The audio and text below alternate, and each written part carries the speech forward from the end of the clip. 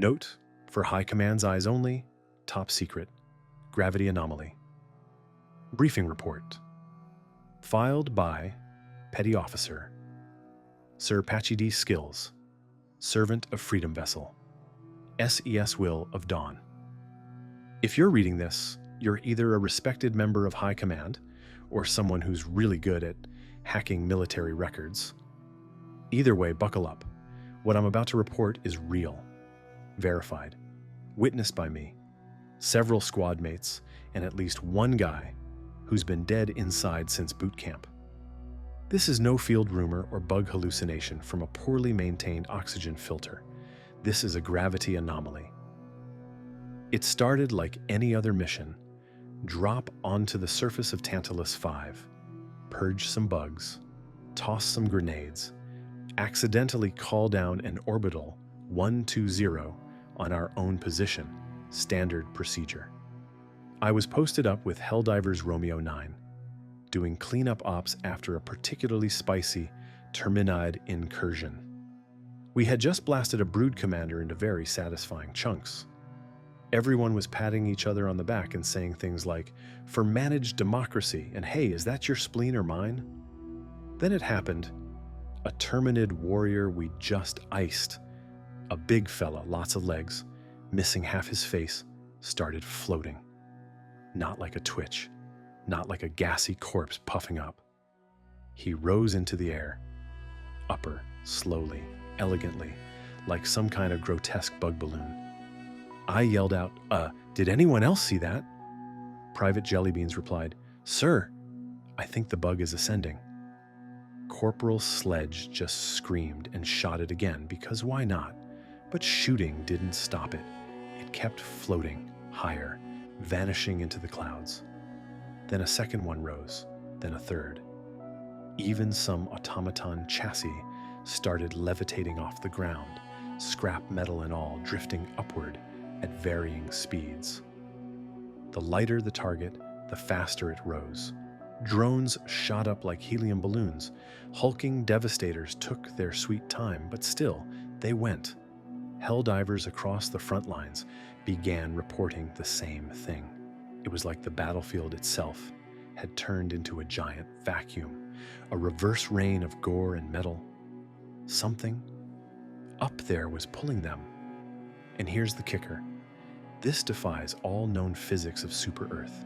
This isn't some weather anomaly or a strange side effect of experimental gas. This is tech, deliberate, coordinated, alien. And only one faction in this universe has the kind of brain-bending tech to pull dead enemies into the sky like a haunted claw machine, the Illuminate. Yes, those squid-faced, floating, mind-meddling freaks from the Glimmer Nebula. They've been gone for years, or so we were told.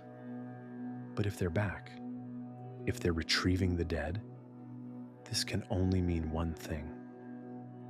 I pray for the love of Super Earth. This doesn't mean what I think it does.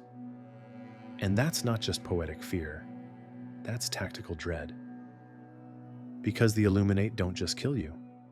They study you, reverse engineer you, turn your skin into science experiments and your thoughts into test data. And if they're pulling up Terminid carcasses and automaton scrap, that means they're researching, they're building something. You may ask, but what use could they have for the dead carcasses of Terminids? And why retrieve the scrap metal from destroyed CPUs of automatons? Well, friends, if the Illuminate can zombify super citizens, just imagine what they could do with bug biomass and robot processors. I've seen what they did during the flesh mob uprising on Vega Prime. Creatures stitched from blood and circuit, glowing eyes and twisted exoskeletons, abominations that whispered in 10 languages at once.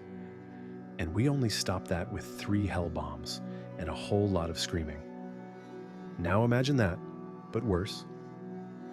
Imagine an army made from the corpses we leave behind.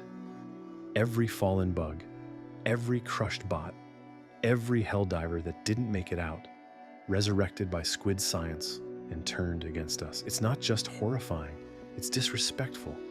We have to ensure this does not happen for Super Earth. Now let me be clear. I'm not a scientist. I don't wear a lab coat.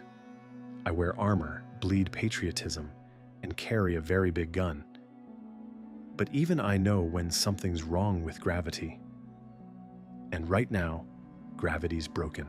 I've seen enemy corpses float, not just one or two. We're talking dozens. Terminids, automatons, even parts of downed Helldivers, just drifting up like some kind of twisted victory balloon. We thought it was a fluke, weird gravity pockets, maybe a bug sneezed the wrong way. But it wasn't isolated. Other units saw it too, across multiple systems, from desert moons to jungle hellholes. Same pattern.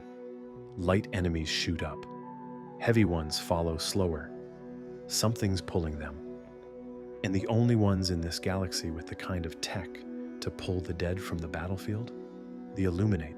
You know who I mean. Squid-faced freaks, hovering, glowing, whispering nightmares. Masters of teleportation, light distortion, and mind-scrambling voodoo. Last time they showed up, we nearly lost Vega Prime. They vanished years ago. But I don't think they're gone. I think they've been waiting, watching, perfecting. And now they're back, and they're collecting. You may ask, but what use could they have for the dead carcasses of Terminids?